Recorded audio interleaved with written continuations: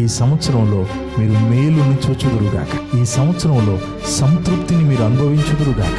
ఈ సంవత్సరంలో గడిచిన సంవత్సరాలలో జరగని కార్యాలు ఈ సంవత్సరంలో మీరు జరుగునుగాక. ఈ సంవత్సరం మందిరములోనే నిలిచి ఉండి సర్వ సమృద్ధి పొందుకొందురుగాక.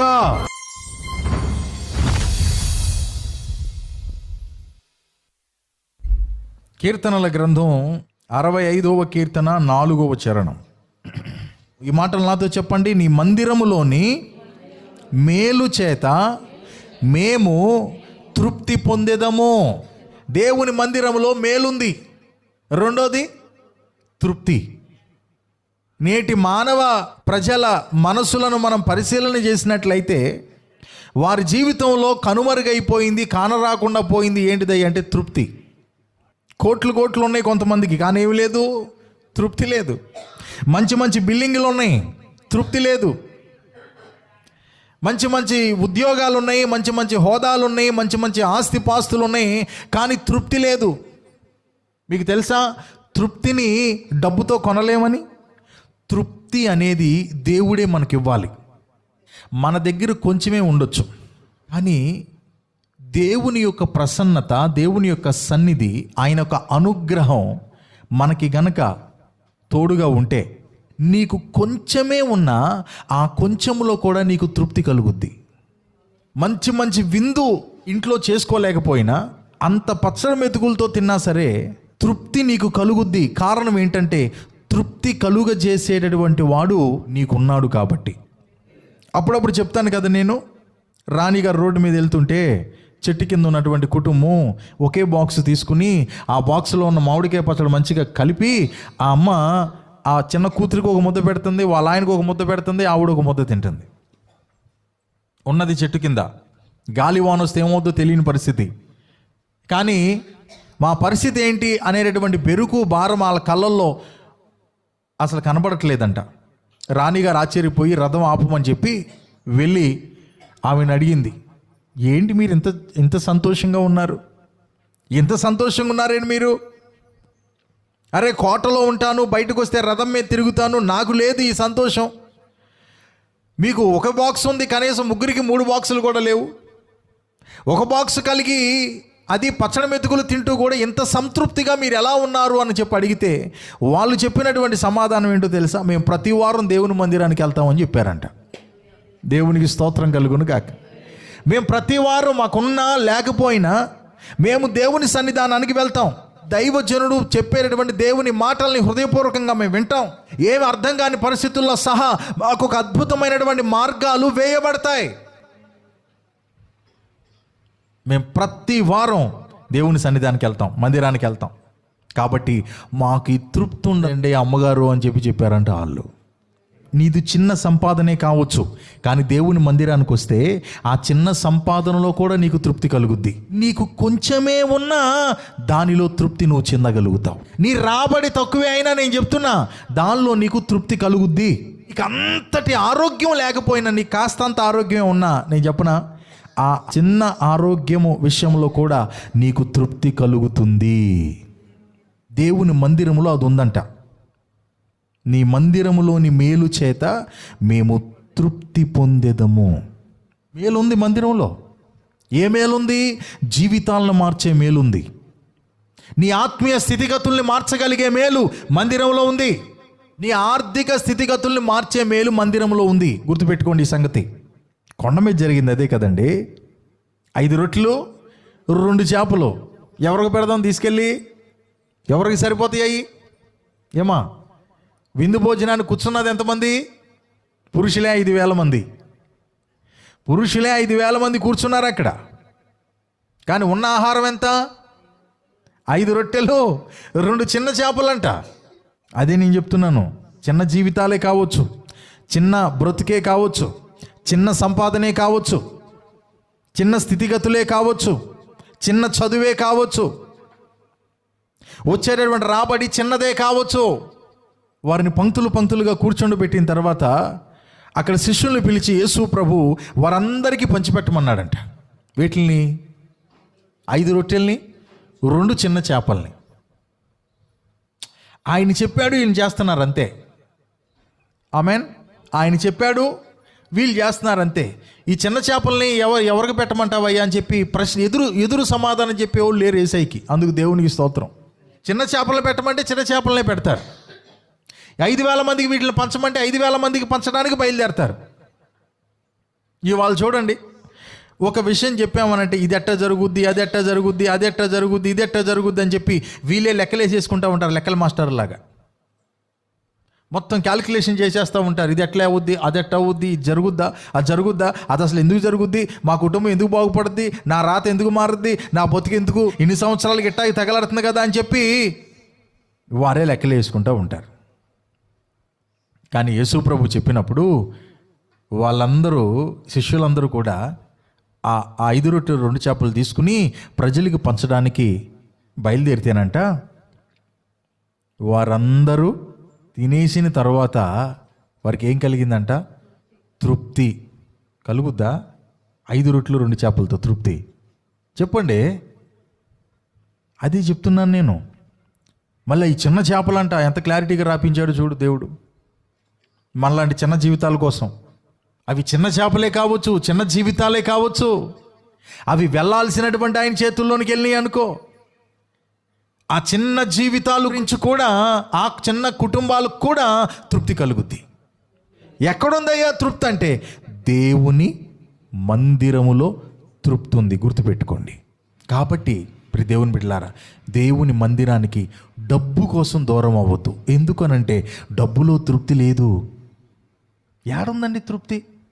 ఇది వరకు నెలకొచ్చి 10,000 చాలని సంపాదన, చాలని సంపాదనతో కుటుంబాన్ని రన్ చేస్తూ ఉండగా దేవుడికి దయ తెలిసి 20,000 శాలరీ చేశాడా లేదా? చేశాడు. 20,000 శాలరీ చేసేసరికి, దేవా నీకు స్తోత్రం నాయనా, నీ సన్నిధి నేను సాగుతూ ఉండగా 10,000 కాస్త 20,000 అయిందయ్యా, నా కుటుంబానికి నువ్వు ఎంత గొప్ప దేవుడు అయ్యా, నీ మందిరాన్ని నేను మానుకుంటానా అని అనుకుని తృప్తి ఉందా? 10-20 అయినాయిగా, తృప్తి ఉందా? లేదు. ఇప్పుడు ఏముంది? ఈ 20 ఏమవ్వాలి? ఇప్పుడు 40 అవ్వాలి. అంటే మరి మందిరానికి వస్తాం లేవా? నేను చెప్పనా, డబ్బులో తృప్తి లేదు. 40 వచ్చినాయి అనుకో, తృప్తి ఉండదు. 80 కోసం పరుగులు పెడతావు. 80,000 వస్తున్నాయి అనుకో, ఉండదు తృప్తి. 1,00,000 కొట్టాలి నెలకొచ్చి అనుకుంటావు. 1,00,000 వచ్చినా తృప్తి ఉండదు. తెలుసా మీకు? ఇంకా 2 లక్షలు రావాలని చెప్పి ప్రయాసపడతావు. బిడ్డ, తృప్తి లేని జీవితం శాపకరం. తెలుసా? కలిగిన దానిలో సంతృప్తి కలిగి ఉండటమే ఆశీర్వాదం. అది దేవుని మందిరంలో ఉందంట. దేవునికి స్తోత్రం. ఇక ఈ డబ్బు ఎక్కడికి తీసుకెళ్ళిపోతుందో తెలుసా? అటుపడి నాశనానికి తీసుకెళ్ళిపోద్ది. ఎందుకు?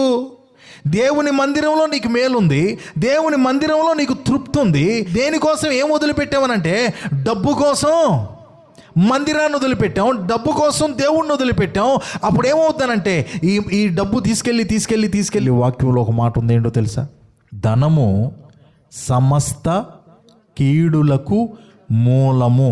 ఒక్కోసారి ఆఫర్లు గుర్తు చేస్తూ ఉంటాడు సైతానుడు. ఇదిగో ఈ టైం ఎంత బాగుంటుంది, ఎందుకు ఇది నీకు చెప్పు, ఈ 10 పరకలు నీకు అవసరమా చెప్పు. లేదు. 5 రొట్టెలు 2 చేపలేనా? కానీ అది యేసయ్య చేతిలో ఉంటే అక్కడ తృప్తి ఉంది. దేవునికి స్తోత్రం కలుగునుగాక. నీ తృప్తి నీకు ఉండాలి అని అంటే నువ్వు దేవుని మందిరానికి దూరం అవ్వమాక. ఆ దైవజనుడి దగ్గరికి ఆవిడ వచ్చింది. వచ్చి రాగానే ఆయన అన్నాడు, ఇదిగో నీ దగ్గర ఏముంది? అంత పిండి అంత నూనె, అంత పిండి అంత నూనె. అయితే ఒక అట్టేసుకురాపో నాకు అని చెప్పని అన్నాడు. ఉన్నది చెప్పండి ఉన్నది కొంచెమయ్యా, ఈ కొంచెం నీకు నాకు సాలదు, నా పిల్లలకి నాకే సాలదు, నీకు ఎలా తీసుకురాను నేను? ఈ కొంచెం ఎలా సరిపోద్దయ్యా? ఇది కొంచెమే కావచ్చు, నీకు నీ పిల్లాడికి కూడా చాలని ఆహారమే కావచ్చు, కానీ వర్షం భూమి మీద పడే వరకు ఇది మీకు సరిపోద్ది పోండి అన్నాడు. దేవునికి స్తోత్రం. ఆ చిన్న పిండి, ఆ చిన్న నూనె వారికి ఆహారం తక్కువ కాకుండా సరిపోయింది. అదే నేను చెప్తున్నా. దేవుని మందిరంలో తృప్తి ఉందంటే ఇది బాగా గుర్తుపెట్టుకోండి. మీ కుటుంబాల్లో తృప్తి లేదా? అయితే దేవుని మందిరానికి దూరం అవుతున్నారని చూసుకోండి. మీరు దేవుని మందిరానికి దగ్గర అయితే మందిరంలో తృప్తి ఉంది. ఆమేన్. ఆ తృప్తి మీరు పొందుకోగలుగుతారు. మీరు చిన్న పని చేయండి, పెద్ద పని చేయండి, మీ మనసులో అంత తృప్తి కలుగుద్ది దేవుని మందిరానికి కనుక సాగుతూ ఉంటే. మీ చేతులు కష్టార్జితాన్ని దేవుడు ఆశీర్వదిస్తాడు. దేవుని మందిరానికి గనక క్రమం తప్పకుండా మందిరానికి మీరు ప్రయారిటీ ఇస్తే దేవునికి స్తోత్రం కలుగును గాక. హల్లెలూయా. ఆదికాండం 28:17. భయపడి ఈ స్థలము ఎంతో భయంకరము, ఈ స్థలము ఎంతో భయంకరం, ఇది దేవుని మందిరమే గాని వేరొకటి కాదు. అదుగో ఇది దేవుని మందిరమే గాని వేరొకటి కాదు. దేవునికి స్తోత్రం కలుగును గాక. జాగ్రత్తగా వినండి. ఈ మాట యాకోబు గారు అంటున్నారు. ఆయన సిచ్యువేషన్ ఏంటంటే, ఇంటి నుండి బయటకు వచ్చేసాడు. అమ్మ వెళ్ళిపోమని చెప్పింది. ఎందుకంటే తోడబుట్టిన అన్న చంపటానికి ప్రయత్నం చేస్తున్నాడు తమ్ముణ్ణి. కాబట్టి నువ్వు వెళ్ళిపోనానా, ఒకే రోజు ఇద్దరిని పోగొట్టుకుంటాం కంటే నువ్వు ఎక్కడో చాట బ్రతుకుతావు. ఎక్కడికి వెళ్ళనమ్మా అంటే, మా అన్నయ్య ఉన్నాడు పలానా ఏరియాలో. నేను ఎప్పుడు వెళ్ళలేదమ్మా, నాకు తెలియదు ఆ రూట్. నువ్వు పోరా, ఎవరినో ఒకరు అడుక్కుంటా పోరా, నువ్వు ఇక్కడుంటే వాడు చంపేస్తాడరా నిన్ను, ఇద్దరిని పోగొట్టుకుంటానేమో నేను, వెళ్ళు అని చెప్పానంటే అమ్మ దగ్గర మాట తీసుకుని బయలుదేరి వెళ్ళాడు. అరణ్యంలో పడి అడవిలో పడి వెళ్తూ ఉండగా రాత్రి అయిపోయింది, అర్ధరాత్రి అయిపోయింది, వెళ్ళటానికి దారి కనపడట్లేదు. ఆ చిక్కటి కారు అడవిలో ఒక్కడే మిగిలిపోయాడు. ఆ రాత్రి వేళ అక్కడే వెళ్ళబోల్చాల్సి వచ్చింది.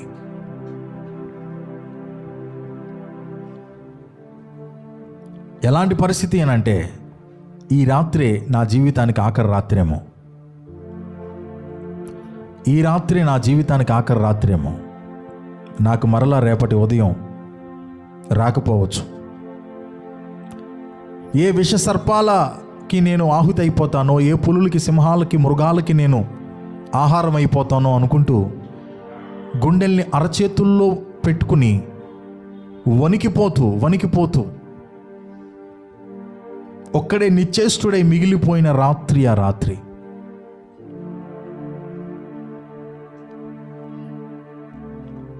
కానీ ఆయన ఉన్న ప్లేస్ ఏదో తెలుసా? అదే మనం చదువుకున్నాం. ఇది దేవుని మందిరమే కానీ వేరొకటి కాదు. ఆయన వెళ్ళి ఎక్కడ ఆగాడో తెలుసా? దేవుడు దిగి వచ్చే ప్రదేశము దగ్గరికి వెళ్ళి ఆగాడు. దేవునికి స్తోత్రం. అక్కడ రాత్రి బాగా నడిచి పాపం అలసిపోయాడేమో. అలాగ ఒక రాయి ఉంటే రాయిని తల కింద పెట్టుకుని అలాగ నిద్రపోయాడు. కానీ అదేంటిదో తెలుసా? దేవుని మందిరం. దేవుని మందిరం.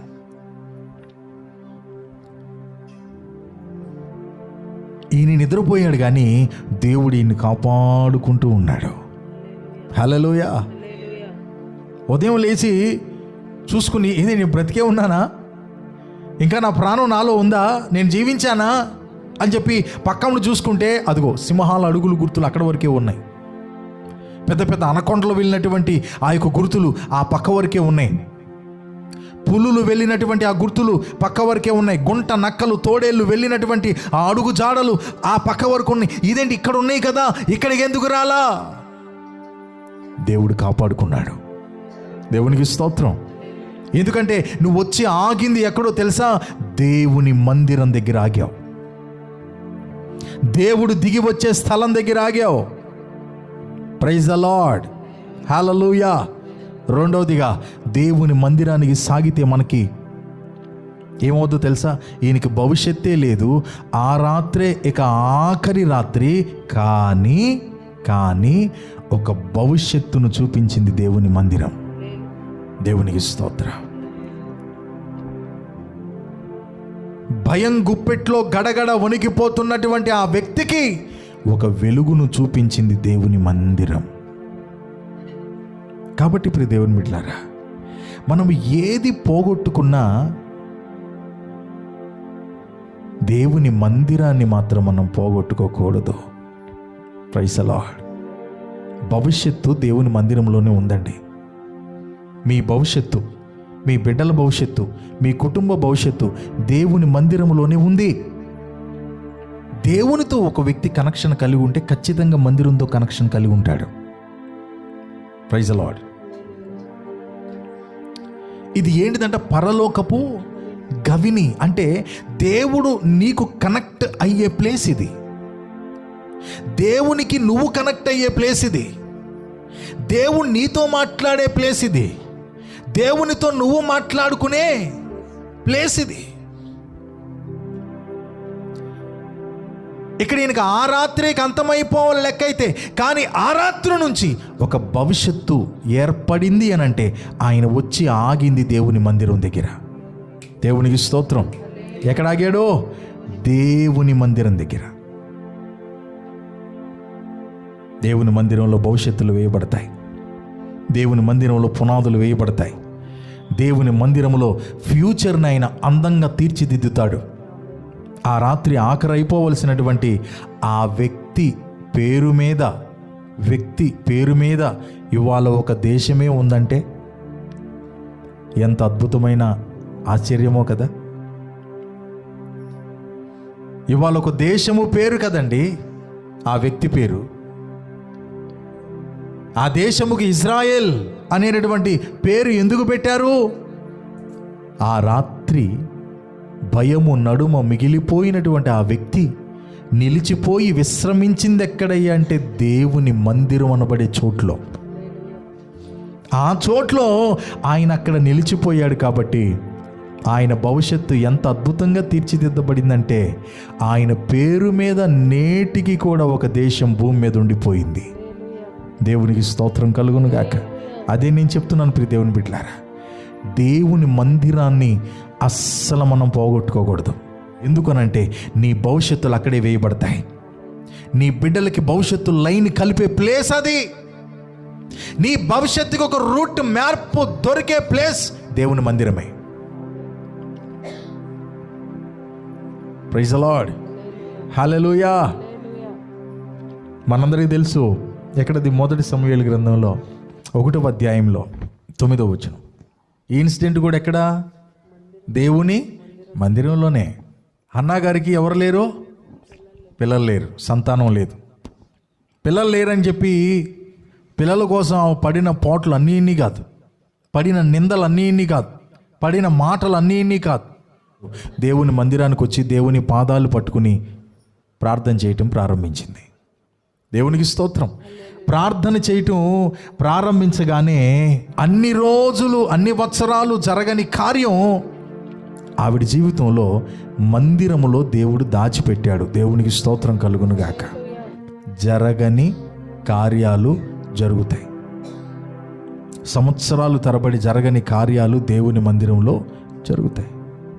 ఆవిడికి జరగలేదు మరి కార్యం, కానీ మందిరంలోకి వచ్చి దేవుని పాదాలు పట్టుకున్నప్పుడు దేవుడు కార్యాన్ని చేశాడు. కాబట్టి ఇప్పుడు దేవుని బిడ్డలారా, దేవుని మందిరానికి మనం దూరం అవ్వకూడదు. సైతానుడు ఏం చేస్తాడో చెప్పనా? వాడు మొట్టమొదటిగా నీ మీద అటాక్ చేయాలంటే, నిన్ను టార్గెట్ చేయాలంటే నిన్ను దేవుని సన్నిధి నుండి దూరం చేస్తాడు. దేవుని సన్నిధి నుండి దూరం చేస్తాడు. దేవుని సన్నిధి నుండి దూరం అయ్యావా వాడికి చిక్కుతావు. దేవుని సన్నిధి నుండి దూరం అయ్యావా వెళ్ళిపోతావు వాడికి ఇప్పట్లోకి. నువ్వు దేవుని సన్నిధిలో ఉండగా వాడు నీ నీడను కూడా తాకలేడు. ఎందుకంటే ఒకటి దేవుడు ఉంటాడు, రెండోది నీ కోసం వేడుకునే యాజకుడు ఉంటాడు. అయ్యా నా బిడ్డలయ్యా గొర్రెలయ్యా తప్పిపోవద్దయ్యా, కంచె వేయ్యా, రక్త కంచె వేయ్యా, కాపుదలువయ్యా, కనికరించయ్యా. వేడుకునేటటువంటి దైవజనుడు ఉంటాడు, కాపాడేటటువంటి దేవుడు ఉంటాడు. కాబట్టి నీకు సంరక్షణ కలుగుద్ది. మేలు దేవుని మందిరంలోనే ఉంది, తృప్తి దేవుని మందిరంలోనే ఉంది. మూడోది ఏంటిది? భవిష్యత్ దేవుని మందిరంలోనే ఉంది. ఆ రాత్రి భయము నడుమ నలిగిపోవలసినటువంటి, ప్రాణం పోగొట్టుకోవలసినటువంటి ఆ యాకోబుకి అద్భుతమైన భవిష్యత్తు ఇచ్చింది దేవుని మందిరం దగ్గరే. ఆమేన్. ఇది దేవుని మందిరమే కానీ వేరొకటి కాదు. నాలుగోది ఏంటిది? నీకు జరగని కార్యాలు దేవుని మందిరంలోనే జరుగుతాయి, ఖచ్చితంగా జరుగుతాయి. విశ్వాసం కలిగి ఉండు, దేవుని మీద నమ్మకం పెట్టుకో. నీ కన్నీరు ఏదైనా ఉంటే దేవుని పాదాల సన్నిధిలో దేవుని మందిరానికి వచ్చి వలకమే. నీ గుండెల్లో ఉన్న బాధ ఏదైనా చెప్పు.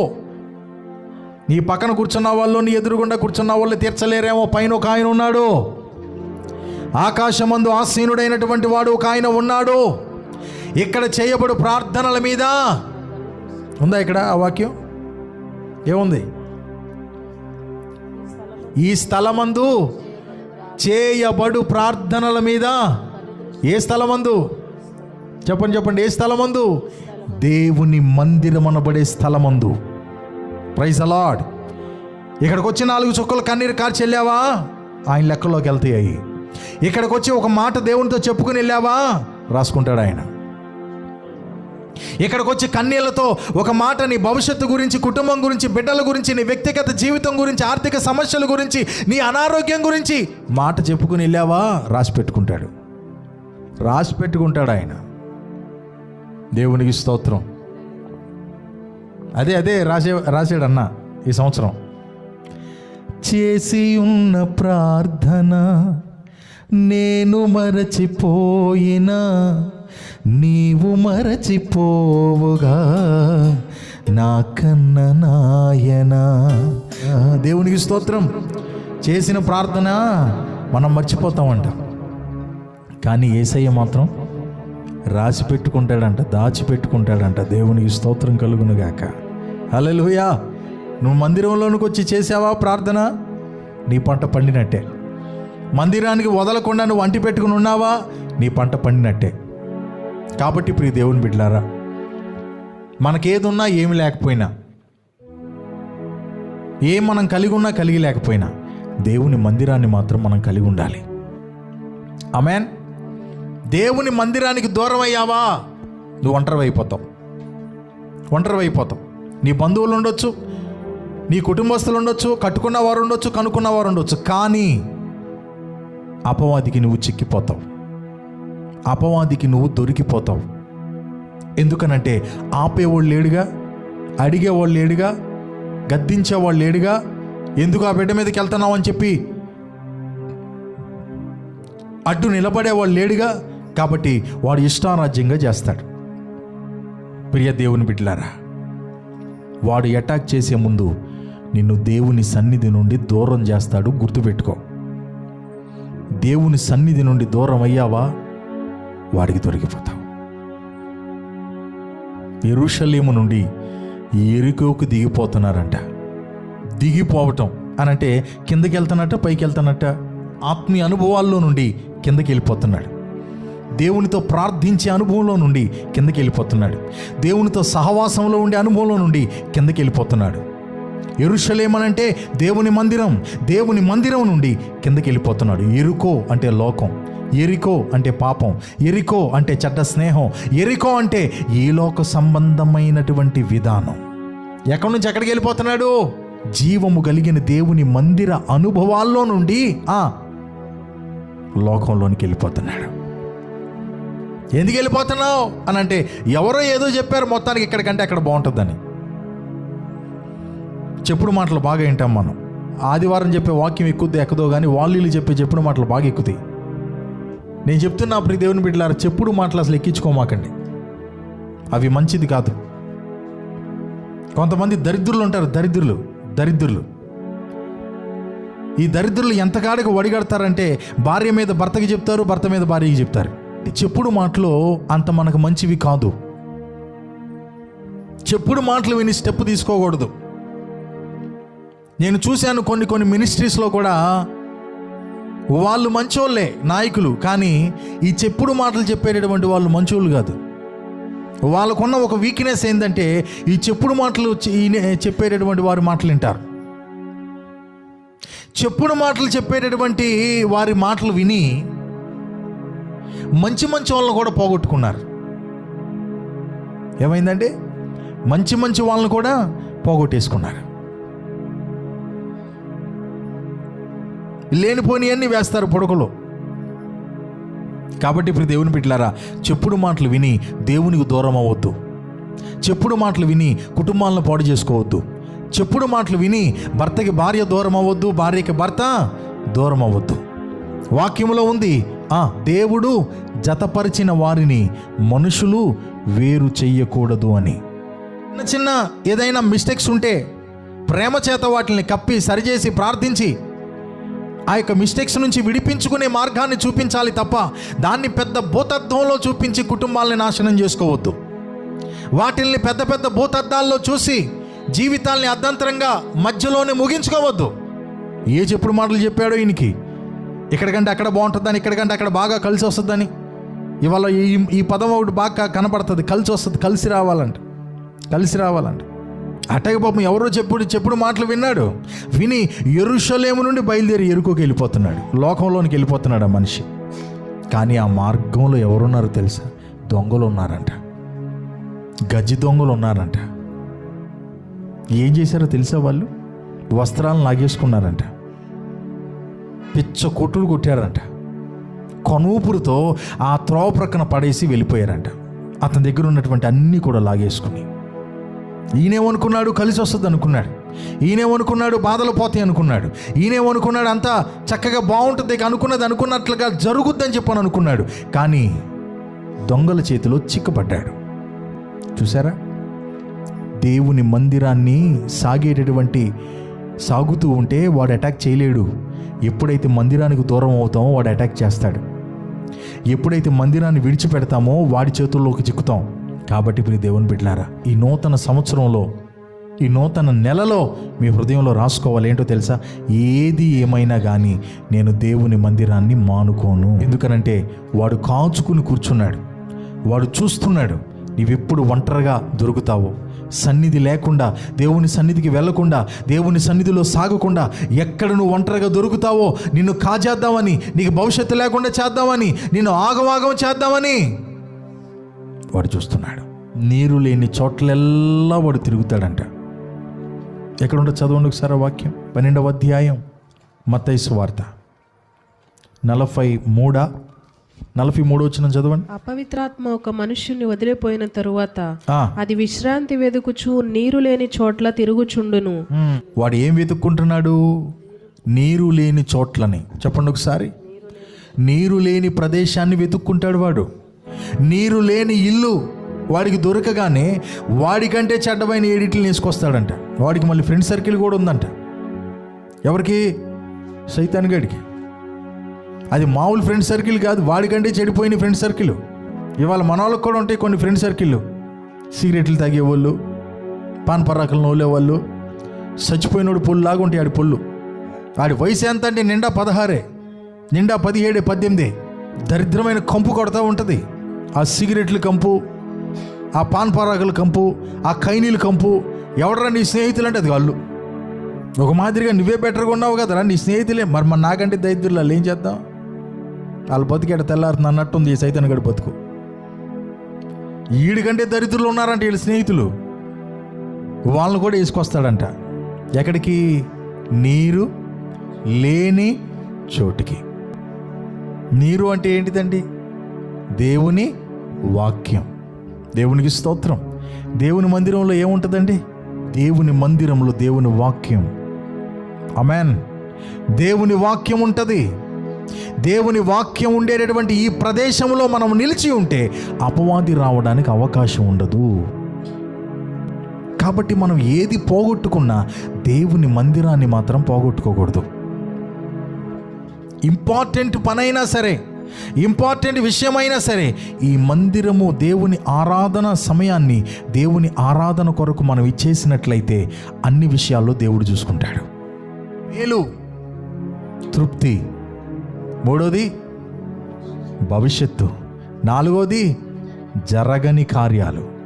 దేవునికి స్తోత్రం కలుగును గాక. ఇవన్నీ కూడా ప్రియ దేవుని బిడ్డలారా దేవుని మందిరంలో ఉన్నాయి. కార్యం జరగట్లేదు అని మందిరం మానేస్తే ఎట్లా? అరే భవిష్యత్తు బాగోలా, కుటుంబ బిడ్డలు బాగోలా, బిడ్డల భవిష్యత్తు బాగోలా, నా ఆర్థిక పరిస్థితి బాగోలా అని చెప్పి మందిరానికి దూరం అయితే ఎట్లా?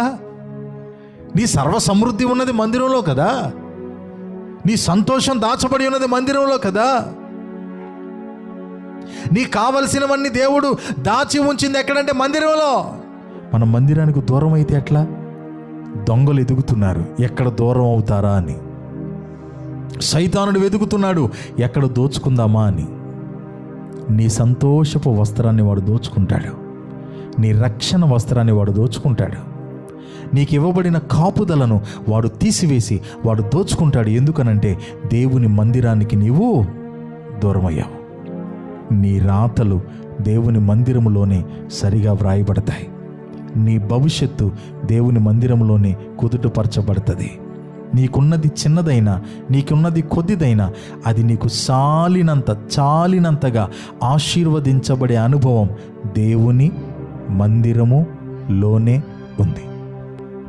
దేవునికి స్తోత్రం. నేను చెప్తున్నా, ఒకవేళ మీ రాబడి కొద్దిదే కావచ్చు, దేవుని మందిరానికి మీరు ప్రయారిటీ ఇవ్వండి. ఆ మందిరం లేక ఆ రాబడి మీరు తినేది తినగా కట్టుకోవాల్సింది కట్టుకోగా వీటన్నిటికి కూడా సరిపోయేలాగున దేవుడు ఆశీర్వదిస్తాడు. ప్రియ దేవుని బిడ్డ, ఈరోజు దేవుడు నీతోనే మాట్లాడుతున్నాడు. ఏంటి అనంటే, నా కుమార్తె, నా కుమారుడా, నేను నీ కోసం నూతన సంవత్సరాన్ని ఇచ్చా. ఈ నూతన సంవత్సరంలో నీ తీర్మానం నాకు కావాలి. ఏంటి ఆ తీర్మానం అంటే, ఈ సంవత్సరం అంతట్లో నేను నా మొదటి ప్రాధాన్యత దేవుని మందిరానికే ఇస్తా. ఎందుకో తెలుసా? మీ కొరకు సమృద్ధి, మీ కొరకు మేలు, మీ కొరకు తృప్తి, మీ కొరకు ఆశీర్వాదం, మీ కొరకు భవిష్యత్తు దేవుని మందిరంలోనే ఉంది. కాబట్టి మందిరాన్ని కాపాడుకోండి, ప్రార్థనా సమయాలని కాపాడుకోండి. మీకు ఏ ప్రార్థనా సమయాలు ఇక్కడ కేటాయించబడినాయో ఆ సమయాలను మీరు కాపాడుకోండి. నమ్మకంగా ఉండండి. నమ్మకమైన వారికి దేవుడు దీవెనలు మెండుగా దయచేస్తాడంట. ఆమేన్, హల్లెలూయా. దేవుడు ఖచ్చితంగా మిమ్మల్ని, మీ కుటుంబాలను ఆశీర్వదించునుగాక. ఈ సంవత్సరంలో మీరు మేలుని చూచుదురుగాక. ఈ సంవత్సరంలో సంతృప్తిని మీరు అనుభవించుదురుగాక. ఈ సంవత్సరంలో గడిచిన వత్సరాలలో జరగని కార్యాలు ఈ సంవత్సరంలో మీకు జరుగునుగాక. గడిచిన వత్సరాల్లో దేవుని సన్నిధికి దూరమై ఒకవేళ అపవాది చేతికి చిక్కారేమో, కానీ ఈ సంవత్సరం అపవాది చేతికి చిక్కకుండా మందిరములోనే నిలిచియుందురుగాక. మందిరములోనే నిలిచియుండి సర్వ సమృద్ధి పొందుకొందురుగాక. ఆమేన్. దేవుడి మాటలు మన వెనుకల్లో దీవించి ఆశీర్వదించునుగాక.